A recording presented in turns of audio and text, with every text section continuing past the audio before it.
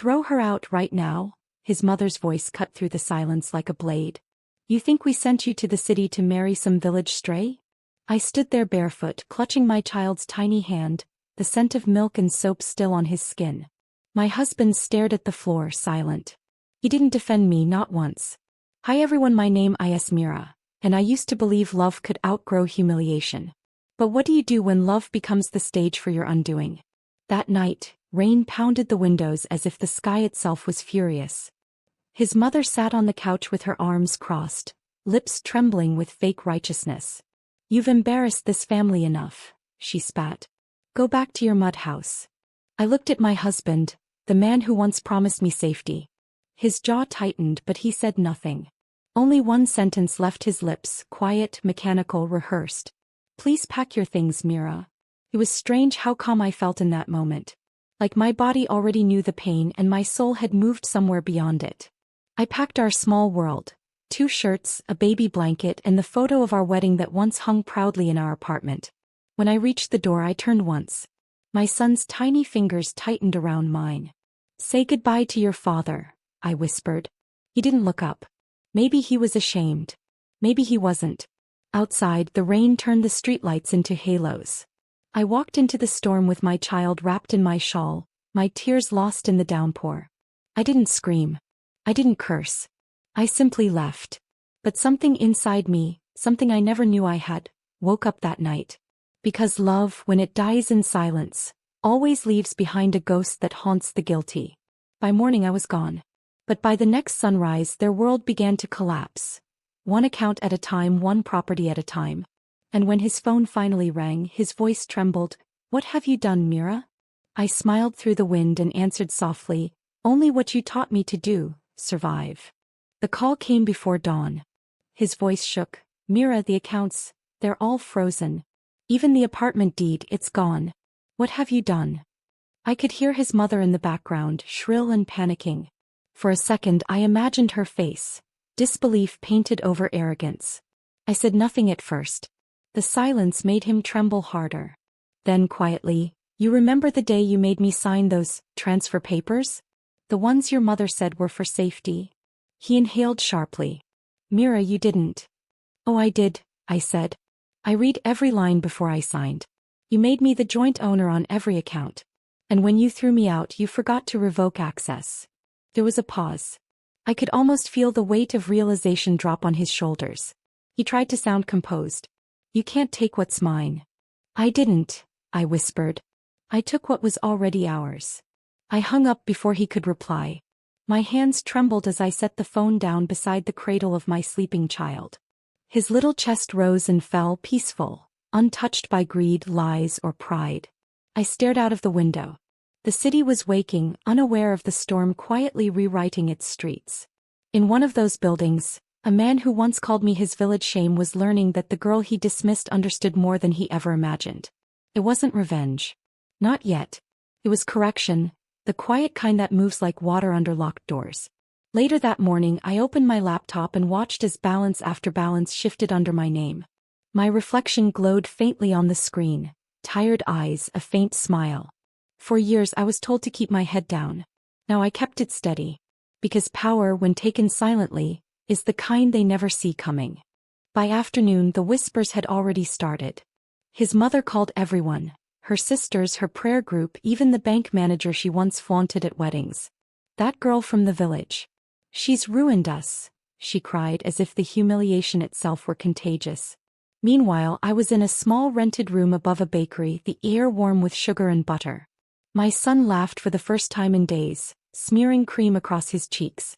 That sound alone was worth every sleepless night. Still, my mind replayed that night like a fever dream, her sneer, his silence, my suitcase hitting the doorstep. Each memory sharpened into resolve. When I opened my bag, I found the folded paper my husband once gave me on our anniversary. A gift of financial security. Back then I thought it was a token of love. Now I knew it was my shield. Every clause had been signed, every joint title perfectly legal. They underestimated me because I spoke softly, because I wore simple cotton, because I came from a village where women weren't supposed to read contracts. But I had read every word. By evening my husband texted again. Please talk. Mom is sick. You've made your point. I almost laughed. His point had been to erase me, and now he was begging for conversation. I typed slowly. This isn't punishment. It's reflection. Look into the mirror you built. Then I turned my phone off. Outside, the bakery lights dimmed as rain began again. My son fell asleep against my chest, his tiny fingers gripping the fabric of my sleeve. I whispered into his hair, "Someday you'll know that silence isn't weakness. It's strategy." And in that stillness I decided something I hadn't dared before. I wouldn't just leave their house behind. I would reclaim everything they'd tried to take from me, piece by piece. That night I sat by the window of the small room, listening to the rain tapping against the glass. The city lights flickered on the wet pavement like fragments of a life I had left behind. My phone buzzed again, his name flashing on the screen. I didn't answer. Minutes later, a message appeared. "Mom's crying nonstop. She says she'll die if you don't return what you stole." Stole.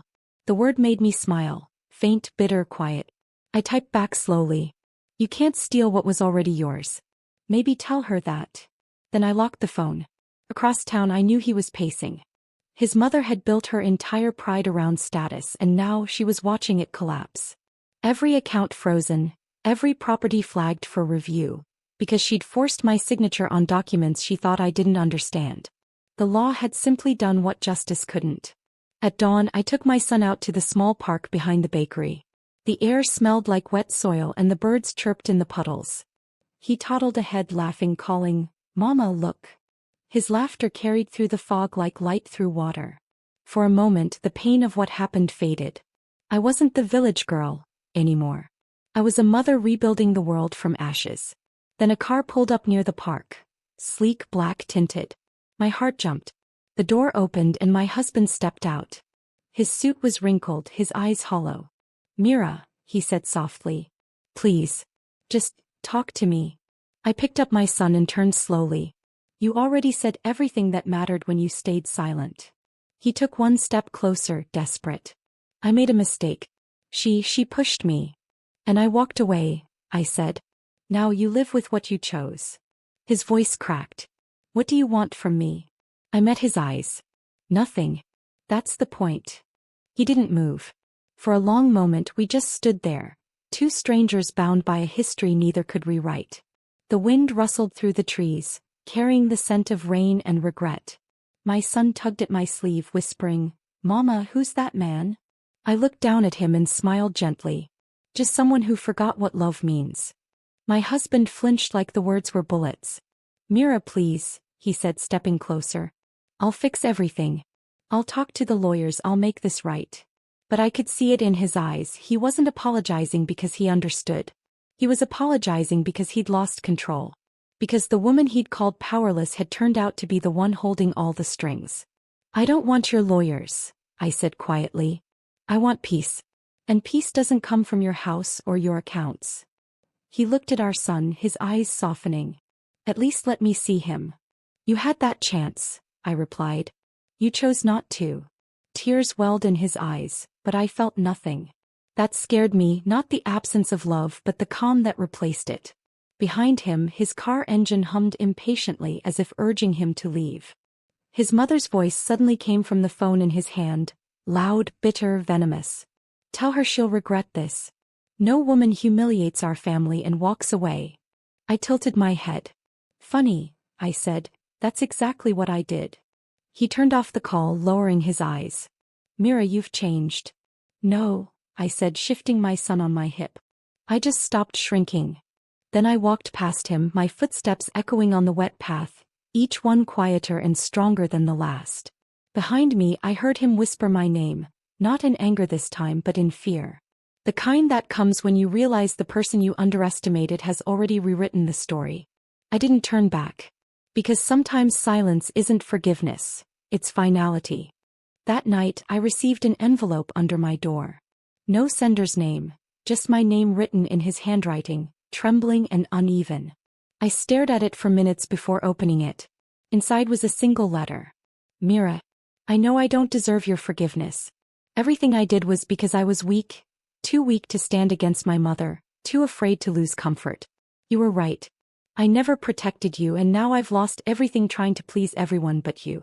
Please don't destroy what's left of me. For our son's sake, stop this. Let's meet once more. I traced the ink with my fingertips. The words felt heavy, not from remorse but desperation. He still didn't understand that what broke wasn't just our marriage. It was trust. I folded the letter neatly and tucked it into the old baby box where I kept my son's first shoes, his birth bracelet, and the only photograph where the three of us smiled together. A ghost of a family that never survived the truth. Outside, thunder rolled again. It always did when my heart felt like this, wild and unsettled. The next morning I went to the legal aid office. The young attorney there looked surprised when I handed her the file. "You're transferring everything back?" she asked. "Yes," I said, "but not to him. To our son's name, held in trust until he's 18. She blinked. "That's generous." "No," I replied softly. "It's justice. His father destroyed our home out of pride. I'm just rebuilding it out of love."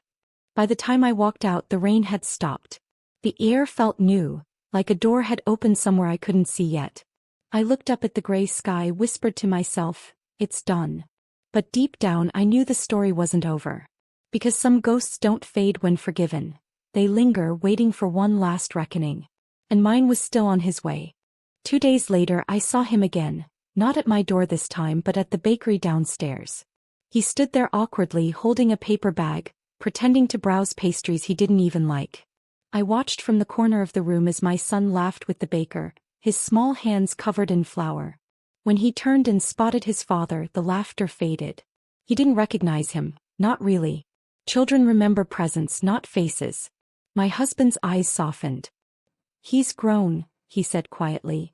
"Yes," I replied, stepping beside him. "That happens when you're not around." He exhaled shakily. "Mira, I came to tell you something. Mother's gone." The words hung in the air like smoke. For a moment I felt nothing, then something colder than pity. "I'm sorry," I said because it was the human thing to say. He nodded slowly.